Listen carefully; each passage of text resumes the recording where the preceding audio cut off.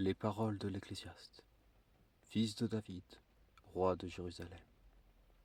Vanité des vanités, dit l'Ecclésiaste, vanité des vanités, tout est vanité. Quel avantage a l'homme de tout son travail auquel il s'occupe sous le soleil?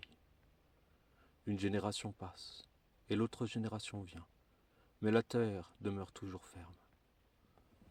Le soleil aussi se lève, et le soleil se couche, et il soupire après le lieu d'où il se lève. Le vent va vers le midi, et tournoie vers l'Aquilon. Il va tournoyant çà et là, et il retourne après ses circuits. Tous les fleuves vont en la mer, et la mer n'en est point remplie. Les fleuves retournent au lieu d'où ils étaient partis, pour revenir en la mer. Toute chose travaille plus que l'homme ne saurait dire. L'œil n'est jamais rassasié de voir, ni l'oreille assouvie d'ouïr. Ce qui a été, c'est ce qui se fera. Et ce qui a été fait, est ce qui se fera. Il n'y a rien de nouveau sous le soleil.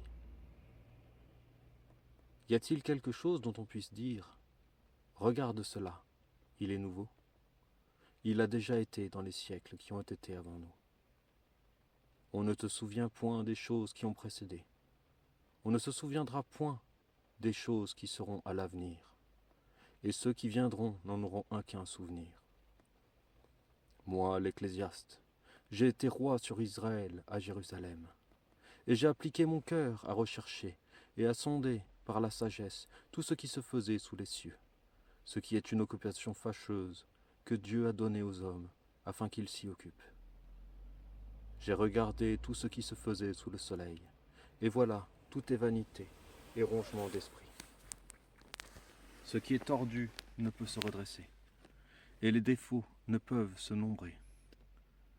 J'ai parlé en mon cœur, disant, voici, je me suis agrandi et accru en sagesse, par-dessus tous ceux qui ont été avant moi sur Jérusalem, et mon cœur a vu beaucoup de sagesse et de science. Et j'ai appliqué mon cœur à connaître la sagesse, et à connaître les sottises et la folie. Mais j'ai reconnu que cela aussi était un rongement d'esprit. Car où il y a abondance de sagesse, il y a abondance de chagrin. Et celui qui s'accroît de la science s'accroît du chagrin. J'ai dit en mon cœur, voyons que je t'éprouve maintenant par la joie. Prends du bon temps. Et voilà, cela aussi est une vanité. J'ai dit, touchant le rire, il est insensé. Et touchant la joie, de quoi sert-elle ? J'ai recherché en moi-même le moyen de me traiter délicatement, de faire que mon cœur s'accoutumât cependant à la sagesse, et qu'il comprît ce que c'est que la folie, jusqu'à ce que je visse ce qu'il serait bon aux hommes de faire sous les cieux, pendant les jours de leur vie. Je me suis fait des choses magnifiques, je me suis bâti des maisons, je me suis planté des vignes, je me suis fait des jardins et des vergers, et j'y ai planté des arbres fruitiers de toutes sortes. Je me suis fait des réservoirs d'eau pour en arroser le parc planté d'arbres. J'ai acquis des hommes et des femmes esclaves, et j'ai eu des esclaves nés en ma maison. J'ai eu plus de gros et de menu bétail que tous ceux qui ont été avant moi dans Jérusalem. Je me suis aussi amassé de l'argent et de l'or, et des plus précieux joyaux qui se trouvent chez les rois et dans les provinces. Je me suis acquis des chanteurs et des chanteuses, et les délices des hommes, une harmonie d'instruments de musique, même plusieurs harmonies de toutes sortes d'instruments. Je me suis agrandi, et je me suis accru plus que tous ceux qui ont été avant moi dans Jérusalem, et ma sagesse est demeurée avec moi. Enfin, je n'ai rien refusé à mes yeux, de tout ce qu'ils ont demandé. Et je n'ai épargné aucune joie à mon cœur, car mon cœur s'est réjoui de tout mon travail. Et c'est là tout ce que j'ai eu de tout mon travail. Mais ayant considéré toutes mes œuvres que mes mains avaient faites, et tout le travail auquel je m'étais occupé en les faisant, voilà, tout est vanité et rongement d'esprit, tellement que l'homme n'a aucun avantage de ce qui est sous le soleil. Puis je me suis mis à considérer tant la sagesse que les sottises et la folie. Or, qui est l'homme qui pourrait suivre le roi en ce qui a déjà été fait ? Et j'ai vu que la sagesse a beaucoup d'avantages sur la folie, comme la lumière a beaucoup d'avantages sur les ténèbres. Le sage a ses yeux en la tête, et le fou marche dans les ténèbres. Mais j'ai aussi connu qu'un même accident leur arrive à tous. C'est pourquoi j'ai dit en mon cœur, il m'arrivera comme au fou. De quoi donc me servira alors d'avoir été plus sage? C'est pourquoi j'ai dit en mon cœur que cela est aussi une vanité. Car on ne se souvient pas du sage, non plus que du fou. Parce que ce qui est maintenant va être oublié dans les jours qui suivent. Et comment le sage meurt-il? De même que le fou. C'est pourquoi j'ai haï cette vie, à cause que les choses qui se sont faites sous le soleil m'ont déplu, car tout est vanité et rongement d'esprit. J'ai aussi haï tout mon travail, auquel je me suis occupé sous le soleil, parce que je laisserai à l'homme qui sera après moi tout ce travail. Et qui sait s'il est sage ou fou? Cependant, il sera maître de tout mon travail, auquel je me suis occupé, et de ce en quoi j'ai été sage sous le soleil. Cela aussi est une vanité. C'est pourquoi j'ai fait en sorte que mon cœur perdit toute espérance de tout le travail auquel je m'étais occupé sous le soleil. Car il y a tel homme dont le travail a été fait avec sagesse, science et adresse, qui néanmoins le laisse à celui qui n'y a point travaillé comme étant sa part. Cela aussi est une vanité et un grand mal. Car qu'est-ce que l'homme a de tout son travail et du rongement de son cœur, dont il se travaille sous le soleil? Puisque ses jours ne sont que douleur, et son occupation que chagrin. Même la nuit son cœur ne se repose point. Aussi, cela est aussi une vanité. N'est-ce donc pas bien pour l'homme de manger et de boire, et de faire que son âme jouisse du bien dans son travail? J'ai vu aussi que cela vient de la main de Dieu. Car qui en mangera, et qui sentira plutôt que moi? Parce que Dieu donne à celui qui lui est agréable, de la sagesse, de la science et de la joie. Mais il donne aux pécheurs de l'occupation à recueillir et à assembler, afin que cela lui soit donné à celui qui est agréable à Dieu. Cela aussi est une vanité et un rongement d'esprit. À toute chose sa saison, et à toute affaire sous les cieux son temps. Il y a un temps de naître et un temps de mourir, un temps de planter et un temps d'arracher ce qui est planté, un temps de tuer et un temps de guérir, un temps de démolir et un temps de bâtir, un temps de pleurer et un temps de rire, un temps de lamenter et un temps de sauter de joie, un temps de jeter des pierres et un temps de les amasser, un temps d'embrasser et un temps de s'éloigner des embrassements, un temps de chercher et un temps de laisser perdre, un temps de garder et un temps de rejeter, un temps de déchirer et un temps de coudre, un temps de se taire et un temps de parler, un temps d'aimer et un temps de haïr, un temps de guerre et un temps de paix. Quel avantage à celui qui travaille de ce en quoi il se travaille? J'ai considéré cette occupation que Dieu a donnée aux hommes pour s'y appliquer. Il a fait que toutes choses sont belles en leur temps. Aussi a-t-il mis le monde en son cœur. Sans toutefois que l'homme puisse comprendre d'un bout à l'autre l'œuvre que Dieu a faite. C'est pourquoi j'ai connu qu'il n'y a rien de meilleur aux hommes que de se réjouir de bien et de bien faire pendant leur vie. Et même que chacun mange et boive, et qu'il jouisse du bien de tout son travail. C'est un don de Dieu. J'ai connu que quoi que Dieu fasse, c'est toujours lui-même, et on ne saurait qu'y ajouter, ni qu'en diminuer. Et Dieu le fait afin qu'on le craigne. Ce qui a été est maintenant, et ce qui doit être a déjà été. Et Dieu rappelle ce qui est passé. J'ai encore vu sous le soleil qu'au lieu établi pour juger, il y a de la méchanceté. Et qu'au lieu établi pour faire justice, il y a aussi de la méchanceté. Et j'ai dit en mon cœur, Dieu jugera le juste et l'injuste, car il y a là un temps pour toute chose et sur toute œuvre. J'ai pensé en mon cœur sur l'état des hommes que Dieu les en éclairerait, et qu'ils verraient qu'ils ne sont que des bêtes. Car l'accident qui arrive aux hommes Et l'accident qui arrive aux bêtes est un même accident.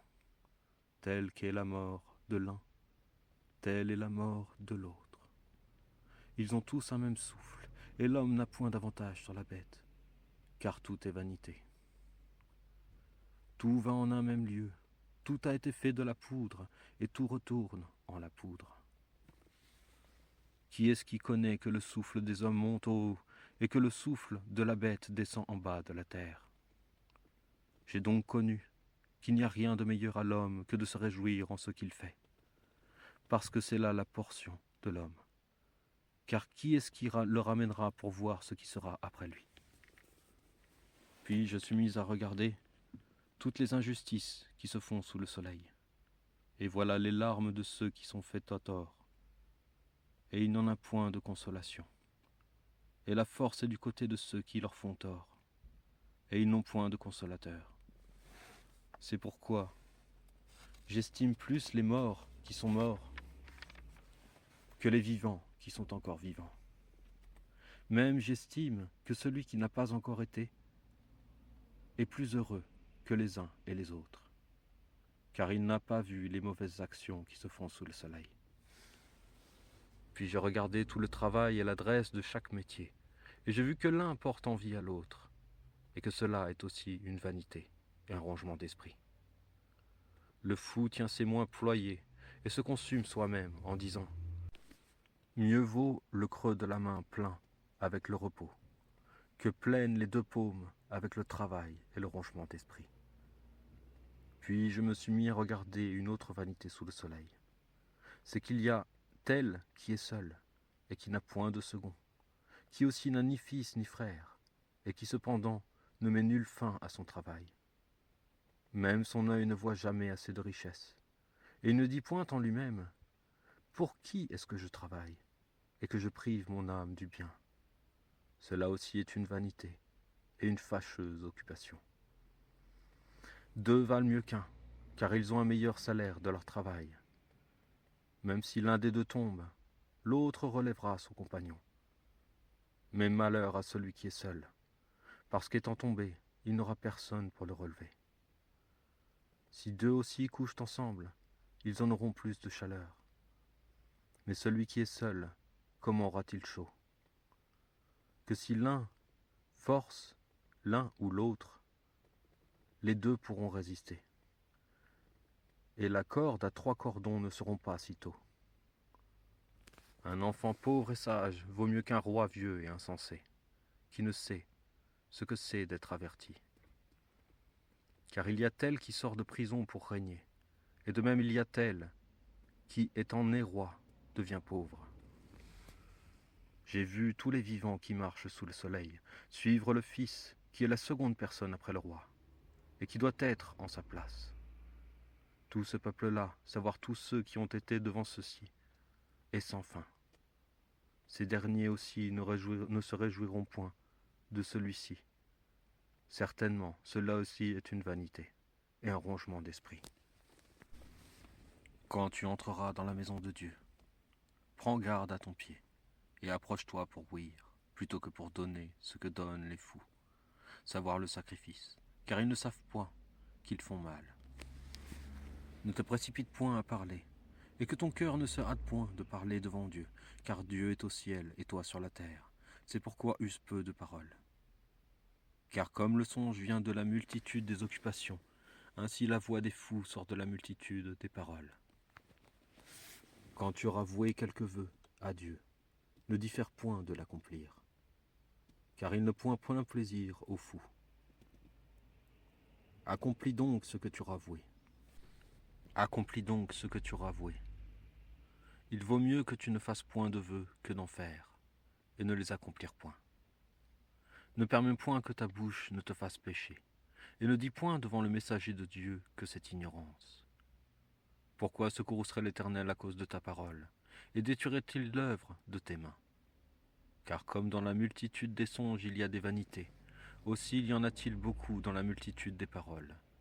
Mais crains Dieu. Si tu vois dans la province qu'on fasse tort aux pauvres, et que le droit et la justice soient violés, ne t'étonne point de cela. Car un plus haut élevé que ce haut élevé, y prend garde, et il n'y en a pas plus de plus haut élevé qu'eux. La terre a de l'avantage par-dessus toute chose. Le roi est asservi au champ. Celui qui aime l'argent n'est point assouvi par l'argent, et celui qui aime un grand train n'en est pas nourri. Aussi cela est une vanité. Où il y a beaucoup de biens, là il y a beaucoup de gens qui le mangent. Et quel avantage en revient-il à son maître, sinon qu'il le voit de ses yeux? Le dormir de celui qui laboure est doux, soit qu'il mange peu ou beaucoup. Mais le rassasiement du riche ne le laisse point dormir. Il y a un mal fâcheux que j'ai vu sous le soleil. C'est que les richesses sont conservées à leur maître, afin qu'il y en ait du mal. Et ces richesses-là périssent par quelque fâcheux accident, de sorte qu'on aura engendré un enfant, et qu'il n'y aura rien entre ses mains. Et comme il est sorti nu du ventre de sa mère, il s'en retournera nu, s'en allant comme il est venu, et il n'emportera rien de son travail auquel il employait ses mains. Et c'est aussi un mal fâcheux, que comme il est venu, il s'en va de même. Et quel avantage a-t-il d'avoir travaillé après du vent? Il mange aussi tous les jours de sa vie en ténèbres, et se chagrine beaucoup, et son mal va jusqu'à la fureur. Voilà donc ce que j'ai vu, que c'est une chose bonne et agréable à l'homme de manger et de boire, et de jouir du bien de tout son travail qu'il aura fait sous le soleil, durant les jours de sa vie, lesquels Dieu lui a donnés, car c'est là sa portion. Aussi, ce que Dieu donne de richesse et de bien à un homme, quel qu'il soit, et dont il le fait maître, pour en manger, et pour en faire sa part, et pour se réjouir de son travail, c'est là un don de Dieu. Car il ne se souviendra pas beaucoup des jours de sa vie, parce que Dieu lui répond par la joie de son cœur. Il y a un mal que j'ai vu sous le soleil, et qui est fréquent parmi les hommes. C'est qu'il y a tel homme à qui Dieu donne des richesses, des biens et des honneurs, en sorte qu'il ne manque rien à son âme de tout ce qu'il saurait souhaiter. Mais Dieu ne l'en fait pas le maître pour en manger, et un étranger le mangera. Cela est une vanité et un mal fâcheux. Quand un homme en aurait engendré 100, et qu'il aurait vécu plusieurs années, en sorte que les jours de ces années se soient fort multipliés, cependant si son âme ne s'est point rassasiée de bien, et même s'il n'en a point de sépulture, je dis qu'un avorton vaut mieux que lui. Car il sera venu en vain, et s'en sera allé dans les ténèbres, et son nom aura été couvert de ténèbres. Même en ce qu'il n'aura point vu le soleil, ni rien connu,